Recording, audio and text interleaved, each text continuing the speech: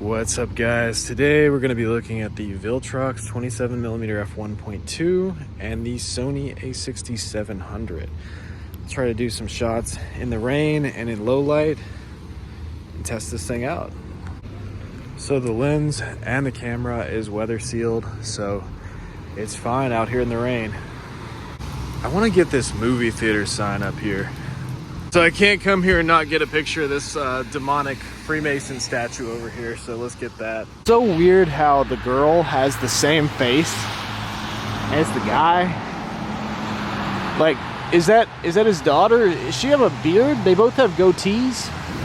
I want to see how good the stability is on this, just walking with no stabilization on, just the IBIS and the camera. So here's the off-brand version over here. Off-brand Satanic Temple. Okay, so these are not the best photos, but hope you guys enjoyed this video. Scroll through my channel, check out my other videos, and thanks for watching.